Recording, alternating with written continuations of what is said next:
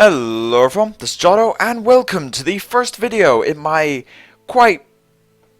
might be completely colossal, Trials Comprehensive Guide. Yeah, I'm doing one of these. So, for those of you that don't really watch my stream much, most of what I do nowadays is Trials runs, and a lot of people ask me, it's like, oh, how do you do picks? Or like, what hero is good, and like, do you have a Trials tier list? And I was looking at like Trials tier list, and I'm thinking, these are a good start, but in reality, probably the top 5 players in Trials, maybe even 10, would look at a tier list as being a start. Like, not even like the comprehensive guide, just like a tiny sliver of doing well. And I think I would consider myself in top 5 right now. I've got a win rate of 8.4. I do actually have the guy with the highest win rate on my list, which would be Powell, who has 9.35, which is just ridiculous. He also got rank 1, which is just insane.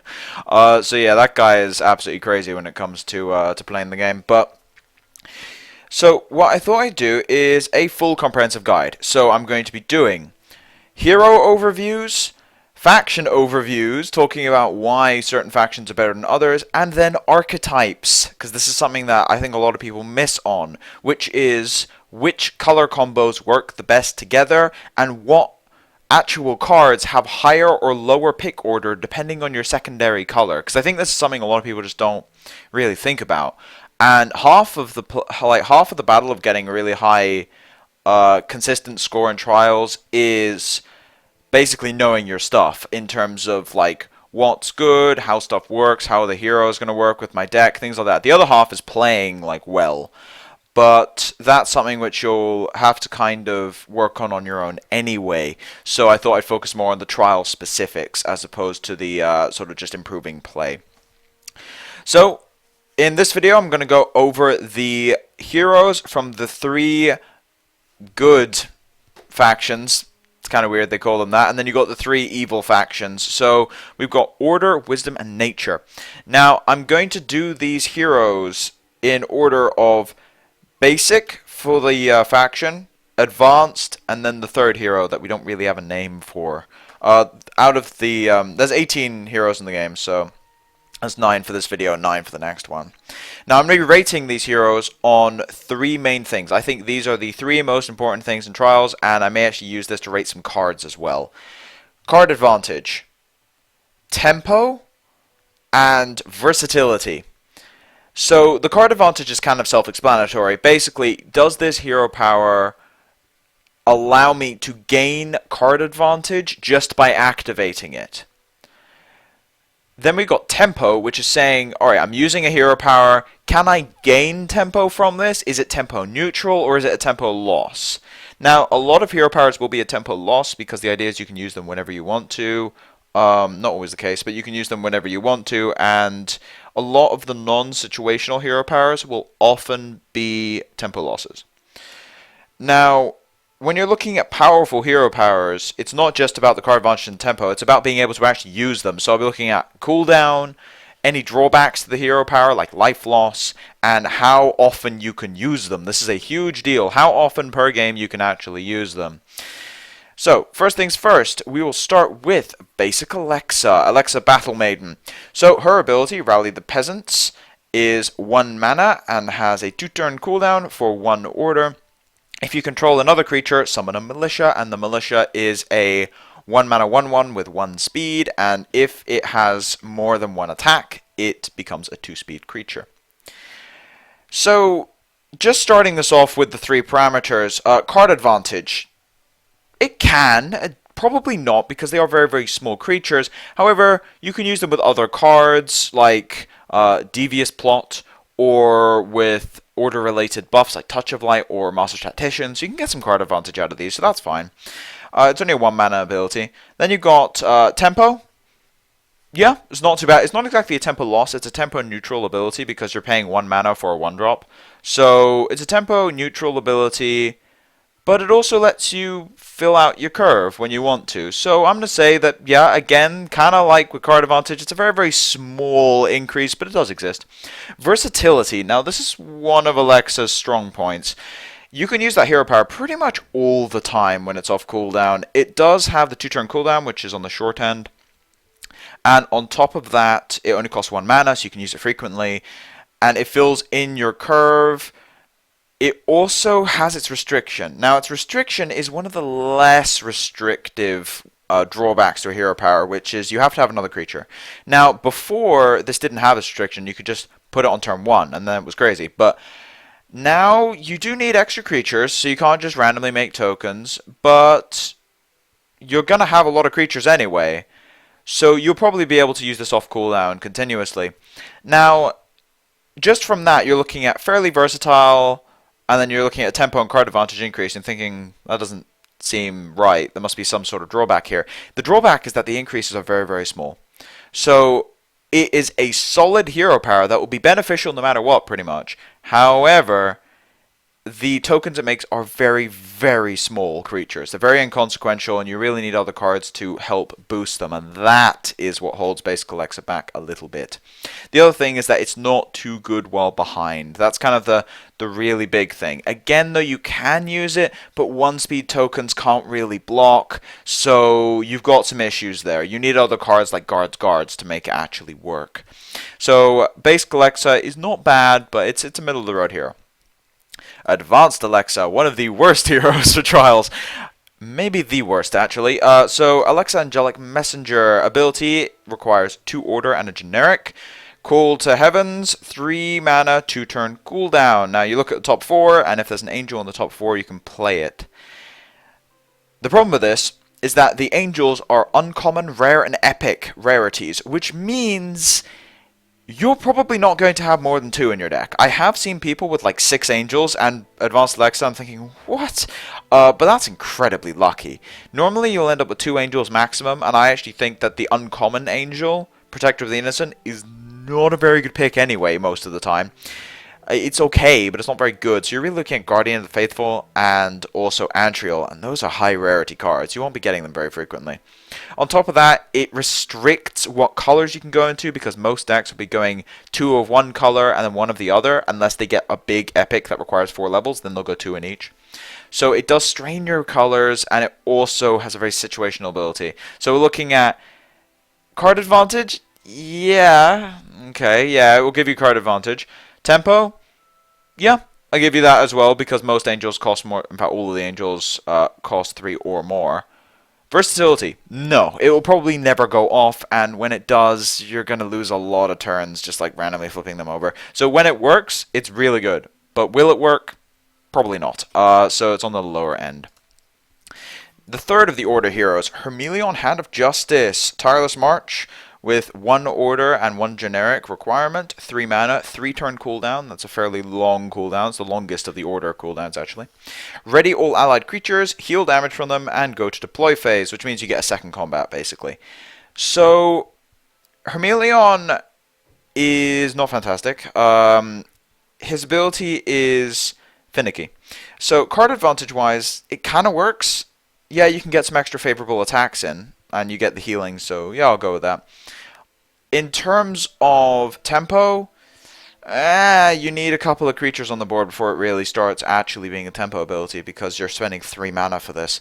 So it's okay. It's, as I said, it's a bit finicky. Now, in terms of versatility, this is not a versatile hero power, and this is the main problem with it.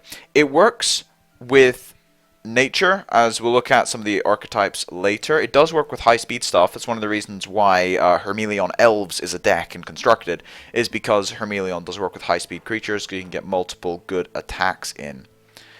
But the problem is, you'll probably only use this ability once per game, if that.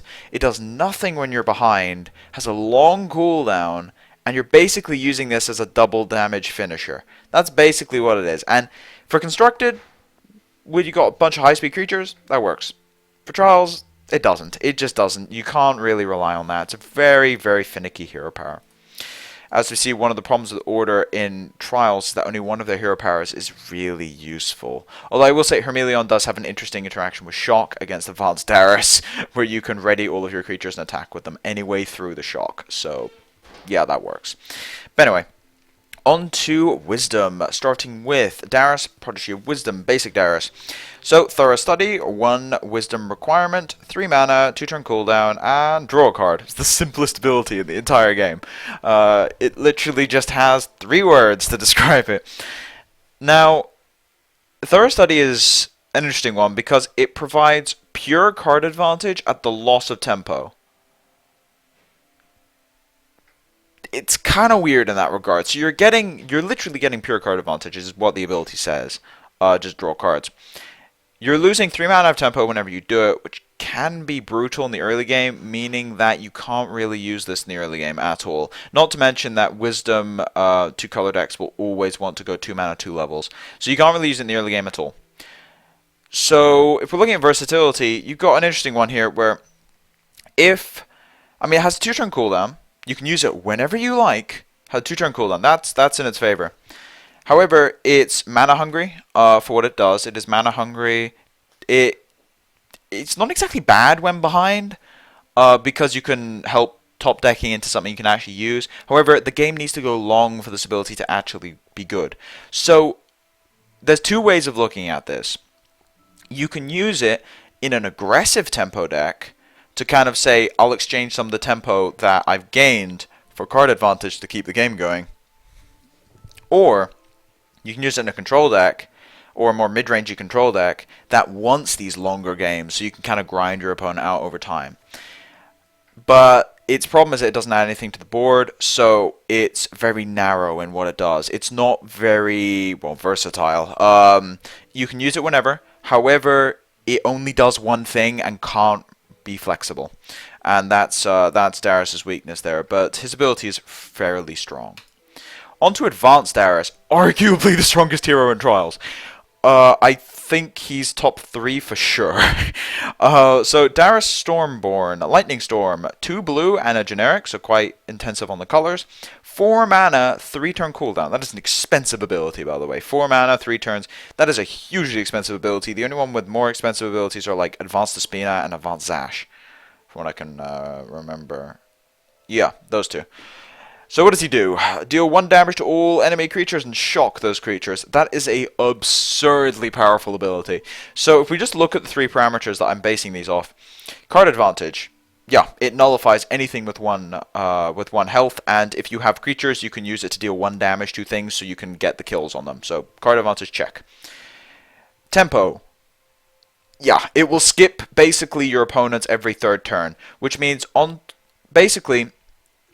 turn 6 is when you can use this earliest unless you have New Horizons, but so basically on turn 6. Use it on turn 6, shock his entire board. Anything large can't attack for the next turn. Anything small dies. You just basically skip his last turn, and you skip your turn. But that's worst case scenario. Later in the game, you can just go hero power, creature, and then you gain massive amounts of tempo. And the other thing that happens here is if you have some creatures on the board, and you use the hero power, you can get 2 attacks in through his blockers. And that's what really gets insane on the tempo side. So we're looking at yes to card advantage, yes to tempo. Versatility-wise, this is the slight fault, is that it's very expensive. It is a very expensive ability, so you can't really use it earlier in the game at all, because it's just too expensive. However, it works when ahead and behind, because when ahead, it lets you finish the game, and when behind, it stalls, allowing you to top deck more, and also it clears out the smaller stuff. It has 3-turn cooldown, which is on the medium side. It's fairly long, but the storm itself has a 2-turn effect, because shock, and then it stops him from readying the first time, so if you're attacking, it has a 2-turn effect, and if you're trying to set up blockers, basically has a 1-turn shock effect. So the cooldown is mitigated a little bit on that, as we'll talk about with Advanced Zash a bit later, where they have to build up their board again after the hero power.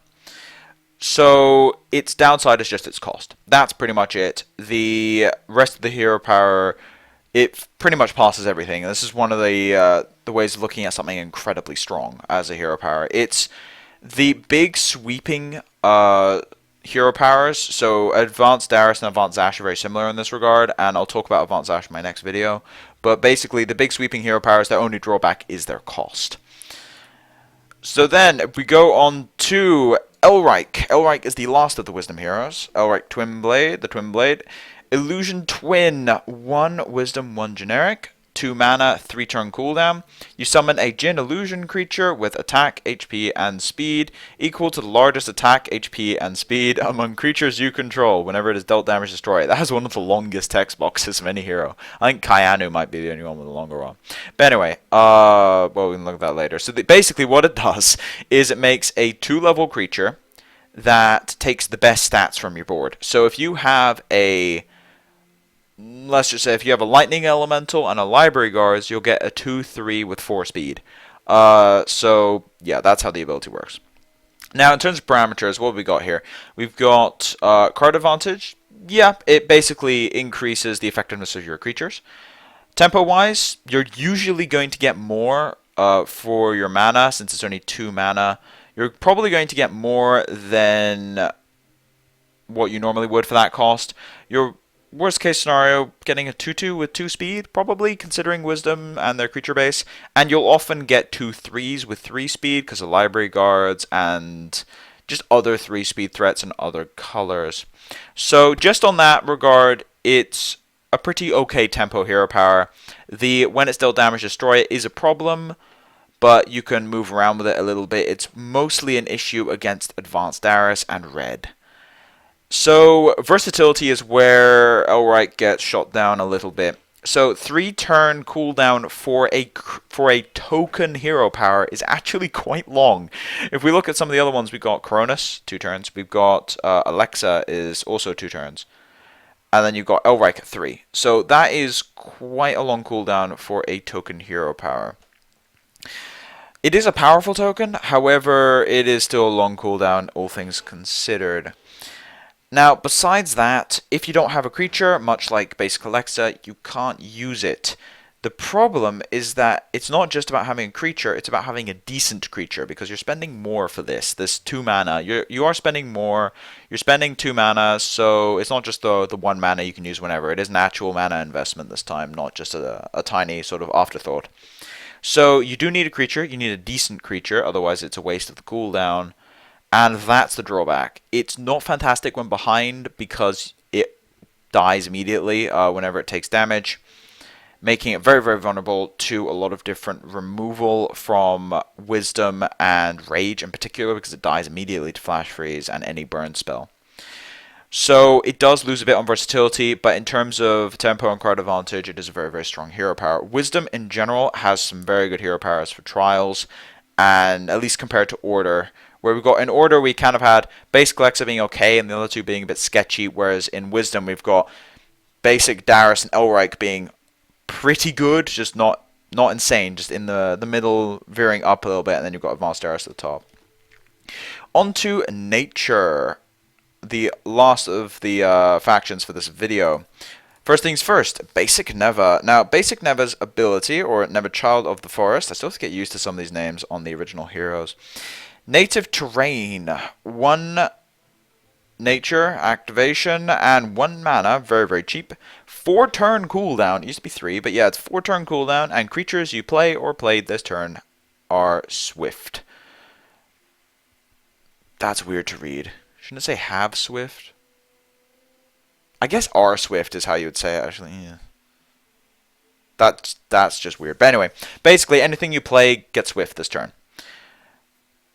Oh, I know why. It's because Swift is a permanent thing if you like Helmet or something. But anyway, so what does this allow you to do? It allows you to rush in creatures and get favorable trades or burn your opponent. So card advantage wise, yeah, it does. It lets you get in your high speed threats to get favorable attacks, which is very, very useful. Tempo-wise, again, they won't expect having to deal with multiple creatures attacking at once, which means you can throw your opponent's tempo off a lot, especially considering Nature is kind of the king of tempo anyway, because you got Landslide, which will often get more than the 4 mana worth, and you've got Tornado Outbreak, which will pretty much always get more than 1 mana worth of tempo. So when accounting for the bounce spells and also the pump spells that are very, very cheap, you can get a big, big tempo swing out of the ability. Now, this is where the drawback shows for this one a little bit, which is in versatility. It has a 4-turn cooldown. This is very, very long. 4 turns is a massive amount of time, and it means you're realistically going to be using this ability twice in a game. 1 earlier on for card advantage and a tempo gain, and 2 to finish them off with the Swift. You're probably only going to use it twice. In really long games, maybe 3 times, but you're probably not winning those games in trials since Neva kind of lends itself to a more aggressive strategy. Now, besides that, you need creatures in hand that you don't want to play just offhand. You need to kind of keep them in hand, and this is actually a common theme with nature. You need to keep them in hand to use with the ability, so it does lose a bit on versatility there. It's not fantastic when behind either, because chances are if your opponent has a better creature base than you, this is not going to do much. You can use higher speed creatures to kind of gain back board advantage, but you're probably going to need other cards to do it. You can't just use the hero power. So that's where its weakness comes in. It's very, very good for surprise attacks, and when you're ahead, it lets you close out the game. But it does have its weaknesses when it comes to versatility. Advanced Neva. Neva the Revered. So this is the 2 nature and 1 generic hero power. Reverence. 2 mana, 3-turn cooldown. Creature cards cost you 1 mana less to play this turn to a minimum of 1. Whenever you play a creature card this turn, draw a card. So this basically lets you just play a whole bunch of creatures and draw cards off them.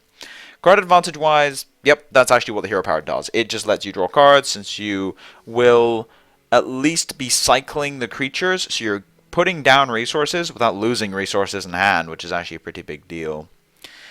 Then, in terms of tempo, it's an expensive ability, however it is kind of tempo neutral when you actually use it. What I mean by this is chances are a good reverence will include 2 creatures in at minimum, because at that point you're losing 2 mana for the ability, but you're gaining 2 mana through the ability, which means that you're actually not losing tempo. And that's kind of where the good reverences come from. Now, if you get a 3 creature reverence, which is not that common in trials, you actually can gain tempo through it, but it's not really the reason you use the hero power. It's for the card advantage. It's just a tempo neutral ability that will gain you card advantage, which sounds insane considering basic Darris from earlier, which is exchanging tempo for card advantage. However, this is the difference, is in versatility. I've got a Steam pop up. So versatility is the main issue with this. It has a 3-turn cooldown, which is reasonably long, and you need 3 aspects, which is a bit taxing on your mana base. But besides that, you need creatures in hand. This is a problem. You actually need probably 2 creatures in hand just to play it. I would not feel safe with playing this with 1 creature unless I don't have the mana to keep the reference going. And unlike basic Darris, you can't use this to increase your hand size. You can use it to keep it the same, but you can't use it to increase your hand size. Which means if you're at a medium amount of resources and you play this, then you will stay at a medium amount of resources and your opponent's resources will come down when he's dealing with your new creatures. However, if you're at a low resource count, this will not get you back into the state you want to be in. You have to wait for a few turns before that will actually happen, and you just have to not play things. So that's its problem. Long cooldown, and if you're down on card advantage, it's not going to get you back up. You need to play the game a bit differently when you're using Advanced Neva. Now, as far as the ahead-behind thing, it does let you seal the game when you're ahead because you can play creatures without overextending because you're drawing more resources. When you're behind, it can let you draw into more ways of actually getting back, but it's not fantastic when behind. And it really does come into its own when you're kind of at parity, to be honest. Because when you're ahead, it lets you secure the game. However, when you're at parity, it kind of fights on the board better than most other hero powers because you're both kind of 2 to 3 cards in hand. You're playing threats, you're removing each other's threats, but the difference is you're drawing cards every 3 turns off them. So it's one of the better hero powers when it comes to parity. So it does have its strengths, and it's a medium level hero power, kind of like basic Neva, although I think basic Neva lends itself a bit more to a few different archetypes.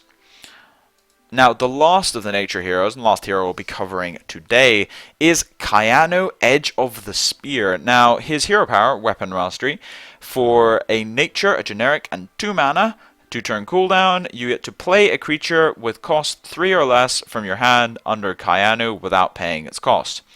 At the start of your next turn, put it on the field with a Might Emblem on it. This is one of the most complicated hero powers in the entire game. So, basically, if you have the aspects to play a card, it will allow you to play anything 3 mana or less for 2 mana, put it under Kayano, and at the beginning of your next turn it will come onto the board with a +1/+1 counter on it. Now, this hero power is a bit interesting because it does provide card advantage. It does, just on the fact that your creatures are going to be larger.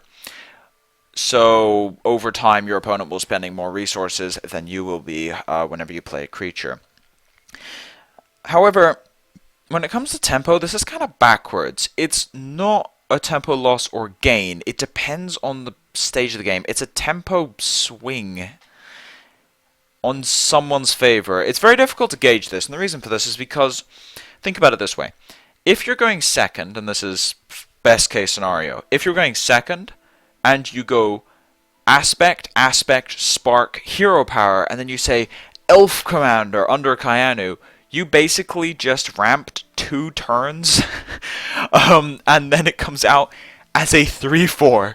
So that is a massive tempo increase, because you're probably just going to gain 2 turns of tempo immediately when you do that. However, later in the game, because you're basically saying, I'm going to lose some tempo now to gain all of it back next turn. That's what you're saying, and you're saying, I'm going to gain a bit more next turn. So that sounds good, and it is good when you're not under pressure. When you're under pressure, it can result in your untimely death.